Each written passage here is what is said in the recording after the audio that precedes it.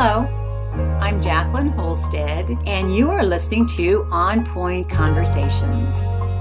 In this podcast series, we share creative marketing, content, and branding strategies that help your business successfully navigate the new normal marketing environment.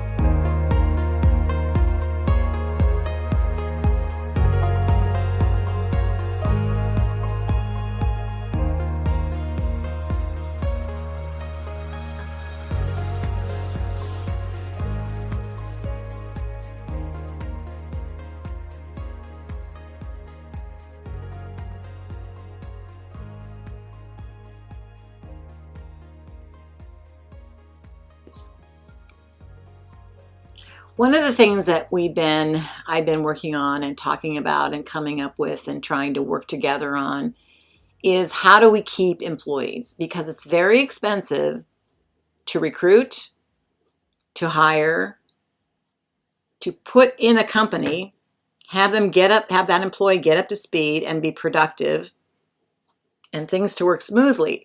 It's expensive.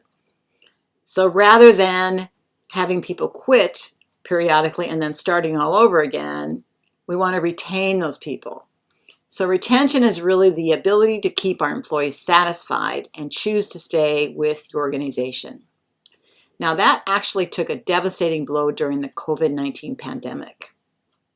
In the US alone, more than 4 million people quit their jobs in April 2021. And by November 2021, that number went up to 4.5 million. So the phenomenon of so many employees leaving their jobs after a year of health crisis that earned the distinct title of the Great Resignation. So what raises the question, in a climate of increased turnover, how do we keep employees working and reduce turnover? I think, first of all, it's helpful to understand why employees stay somewhere. So there was a study done by the Human Resources Group, and they came up with 5 leading factors that keep employees happy. One is respectful treatment of all employees at all levels. The second is compensation and pay. Third is trust between employees and senior management. Fourth is job security. And fifth is opportunities to use their skills and abilities at work. So now, how do we actually, as a company, create an employee retention strategy? So to retain top employees in 2022 and 2023 and on beyond that, employers need to implement effective retention strategies that support the critical areas that I just mentioned. Because instead of doing the bare minimum to retain employees, they need to be offering more compensation opportunities with tenure, and they have to focus on multiple areas of the work experience that are proven to combat those high turnover rates. And they want to keep employees longer by using those retention strategies. So the best employee retention strategies address the reasons employees are leaving the organization. So if you have a vision or you understand why employees are leaving your organization, they may not tell you when they do the exit interview, or you may not even do exit interviews. But you want to know, are your employees unhappy with their chances for advancement? Is that one? Are they less engaged or unhappy with the work? Did they have a negative experience with a manager or coworker? Or is it just a plain old toxic workplace culture? Is that the whole issue? And that's not a just. That is a major, major stumbling block. And foundation, by the way, of your whole organization should be a good workplace structure, culture. So let's talk about 7 strategies to retain employees longer. First of all, I want to let you know there's really no single strategy. There's no one thing that guarantees that employees are going to stay with your organization longer. But looking at leadership principles and combine that with what you know as drivers of retention is only going to help to reduce the turnover rate and then also increase the organization's productivity. So there are really 2 very good reasons to work on employee retention. So let's consider the following 7 strategies to improve the employee experience and help employees want to stay. The first one is immerse the employees in the culture. Now, really, prior to that, you have to have a good working culture, and you need to be very much evaluating with a critical eye whether you have that culture or not, and if you don't, make the changes to get it that way. Large business and small business alike, they continually find that company culture is a significant contributor to how people, employees feel, and whether they're satisfied with their jobs.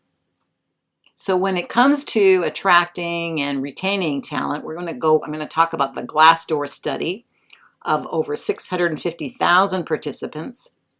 And they found that what matters more than money is culture and the values followed by leadership. So you can't just develop a culture.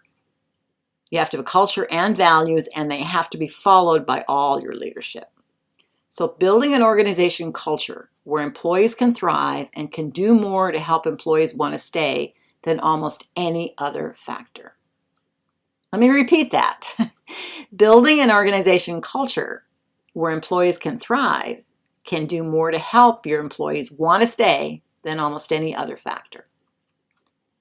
This starts actually at the onboarding process. So when you've hired and you're onboarding, your HR leaders or who is ever bringing those people in can do more than just completing the hiring process and educating new hires about their health benefits and 401k. They can introduce new team members to the workplace culture, let them know how that culture will help them prosper throughout the careers at the organization. So again, this begins at the onboarding process. The second strategy is focus on making connections. People want to be connected. According to a global culture report, a working environment where employees form strong connections to their team, leader, and organization leads to employees staying with their organizations longer. Well, more specifically, the odds of employees wanting to stay with their company 6 years or more increases by 175% when connections are strong. Now, how do you make those connections? Well, leaders can encourage greater connection by focusing on efforts such as team building, holding regular one-to-one meetings, and connecting people's work to the purpose of the organization.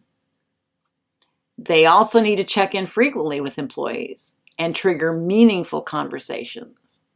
So it takes time and it takes effort, but it's making those connections. The third strategy idea is to recognize and appreciate employees. We've been doing this for a long time. It's no secret that employee recognition does play a significant role in keeping employees happy and motivated to stay with the organization. That's most effectively done through a more formal employee recognition program. And that allows employees to appreciate great work as it happens on a day-to-day basis or peer-to-peer recognition. And when companies celebrate together, employees are 20 times more likely to feel connected and want to stay. So to remain highly effective, employee recognition should be a constant, integrated part of the organization's culture. Employee appreciation also works best when it's personalized to fit each employee. And more importantly, it should always connect employees to purpose, accomplishment, and one another. So it's not just an employee recognition, once a month you do an employee recognition. This is really geared towards being more personalized and meaning something. Strategy 4 would be to provide ongoing training opportunities. Organizations, they really demonstrate that they're committed to the employees' long-term career paths when they do offer opportunities for professional development. I'm thinking of things like company training programs, tuition support, mentoring. So Harvard Business Review noted a strategy called designing development into everyday experiences. So for example, one organization promoted weekly peer mentoring sessions between people in adjacent functions that regularly work together. These cross-functional sessions proved to help employees become more engaged in learning new skills and opening new career paths. And as further support, the 2022 Global Culture Report shows that when leaders introduce employees to mentors, the odds of satisfying connection needs improve by 132%. So this is very important to offer some of those ongoing training opportunities. I particularly like the cross-training idea, cross-functional training, because it allows people in a team to also see what the other person does and to start having more empathy for how this whole team is going to work together. Strategy 5 would be to provide work-life balance. So elevating the well-being of workers and creating a healthy work-life balance can make a significant difference in how employees feel about job satisfaction in their place of work. There's another study that was done, I think that was the 2022 Global Culture Report too. Read that 76% of workers are experiencing some level of employee burnout. And when an employee is burnt out, there's less patience. There's a lot of things that go along with burnout. So a decreased work-life balance and feeling like work has a negative effect on your health, or a decreased sense of belonging, can increase risk of burnout and therefore increase people and likelihood of people leaving. There's also an increased likelihood of employee engagement when hybrid workers had flexibility in where and how they work. Strategy 6 is offer the freedom to work remotely. And there's really no question that the increase in the ability of workers to work remotely contributed to the Great Resignation. Because they saw more of their families, they saw more of their pets, their animals, they liked it, and I think they still produced very good work. So to accommodate the need for employees to isolate during the pandemic, employers had to offer more flexible work and make new policies to work from home or hybrid. But research has also found that the more freedoms for remote or hybrid work actually improved employee experiences. And one of the studies saw a 41% increased likelihood of employee engagement when hybrid workers had flexibility in where and how they work.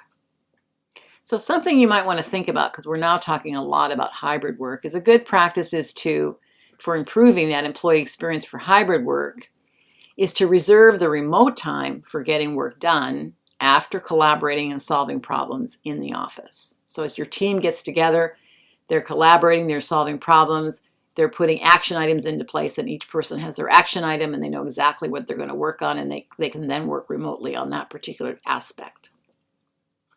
And strategy 7, this is a little bit yet to be defined a little bit, but it's deliver peak experiences. So what do I mean by peak? Well, those are the bigger, more impactful events that build lasting connections and lead to greater employee satisfaction in the workplace.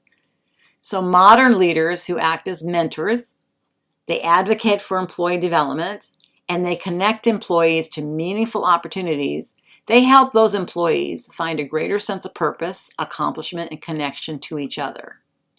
That improves, again, employee retention, the employee experience, and it will make organizations stronger.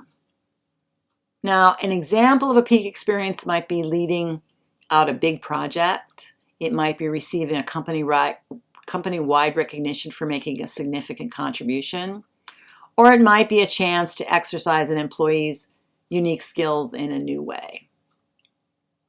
So experiences like these, they're going to lead to greater employee morale and feelings of success, and therefore more retention, and therefore more productivity in the company itself, and people getting along better. So again, these are not strategies that are for everyone, and they're not strategies that you want to put everything in place. I think the first thing is make sure you have a culture that is a growing culture, that is an open-minded culture, that is a culture that people want to work in. The strategies are, and I'll just go through them briefly, was immerse employees in the culture. So make sure they know how and where what the culture is, and immerse it in it. Focus on making connections. Recognize and appreciate employees. Provide ongoing training opportunities. Provide a work-life balance. And then deliver those peak experiences. So really thinking about what's best for your company, the most successful employee retention strategy is going to address the reasons why people are leaving your company in the first place. So look at that first. So you want to look at why are they leaving? Because what might work for one company might not work for another company. It may not be the best strategy for another. So look at what and why people are leaving. So, for example, let's say you can retain employees longer by addressing compensation and benefits if they're lagging behind compared to the competition. Or if your employee turnover stems from the lack of internal promotion, then you can create an employee retention strategy to address career advancement. The bottom line in all this is you want to focus on strengthening and reinforcing your workplace culture. That's the first and the foundation. Once you have that in place, then you implement the strategies that are going to provide the kinds of employee experiences that your people are looking for, giving them meaningful work and encouraging regular and meaningful recognition for employees. Again, you need to go into your organization and select what works best for you and determine how you find out why people are leaving, where people are leaving in the department, look at trending, and then determine the best strategy that you can take after you have worked out your company culture to be a strong one. Thank you for listening. Again, you're listening to Jacqueline Holstead On Point Conversations. I look forward to hearing from you at my onpointthinking.com website. You can write me an email or contact me at that page, and I get those and I answer them. Thanks for listening again, and hope this helped you in your customer or in your employee retention programs. Thank you and have a great day.